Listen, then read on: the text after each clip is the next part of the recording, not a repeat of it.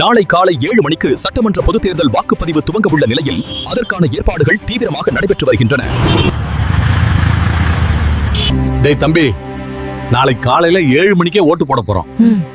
முறையா போடுற, சரியான ஆளா பார்த்து போடு. காலையில 7 மணிக்கு ஓட்டு. ஆனா யாருக்கு போடுறது?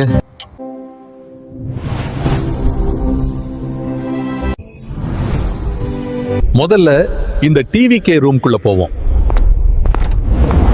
25 வருஷமா கூட இருந்த பொண்டாட்டி பிள்ளைங்களை அரவணைச்சு இருக்க முடியல. இவரெல்லாம் ஒரு தலைவரா? 41 பேர் இறந்ததுக்கும் வரல. மாசத்துக்கு 2 நாள் தான் வெளியவே வர்ற. இப்ப இந்த டிஎம்கே ரூம்குள்ள போவோம். எங்கும் போதை.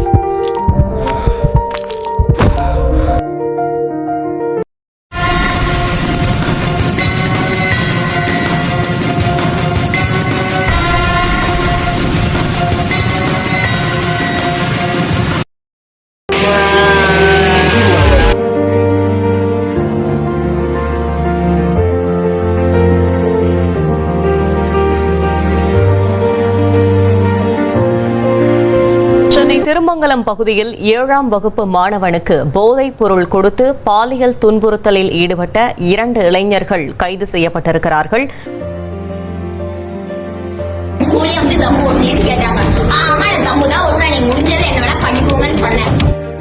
கீழ் விசாரம் பகுதியை சேர்ந்தவர்தான் 80 வயது மூதாட்டியான சுசிலா. முடியாத மூதாட்டி தவறி கீழே விழுந்த நிலையில் விழுந்ததை கூட பொருட்படுத்தாமல் மூதாட்டியை தரதரவென இழுத்து சென்ற அந்த இளைஞன் அவரை பாலியல் ரீதியாக துன்புறுத்தி கொலை செய்ததாக கூறப்படுகிறது. Acting on an alert from the public. और मजदूर का अस्पताल में इसने का एक वीडियो सामने आया है. ये एक्सक्लूसिव वो वीडियो भी हम आपको दिखा रहे हैं.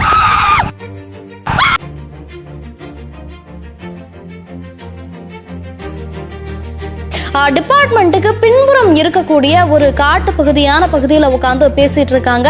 அப்போ திடீர்னு ஞானசேகரன் அப்படிங்கிற ஒருத்தர் உள்ள வரார். வந்துட்டு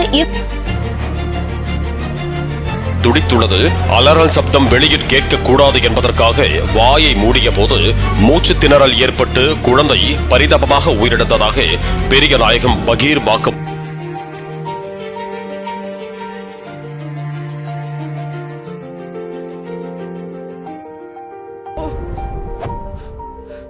இந்த திமுக ஆட்சியே வேண்டாண்டா சாமி.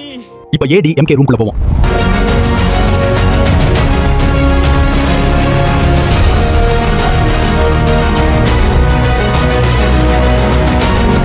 அரசு பள்ளி மாணவர்களுக்கு 7.5% உள் ஒதுக்கீடு. அப்பா, நான் காலேஜ் போயிட்டு வர்றேன். பாதுகாக்கப்பட்ட வேளாண் மண்டலம் கொண்டு வரவில்லை என்றால் நம் பகுதிகள் இந்நேரம் சுடுகாடாக மாறியிருக்கும். தமிழகத்தில் மிகப்பெரிய புரட்சியாக கிராம பகுதி மக்களின் ஆரோக்கியத்தை பேணி காக்க 2000 அம்மா மினி கிளினிக் கொண்டு வந்து சரித்திர சாதனை படைத்தார்.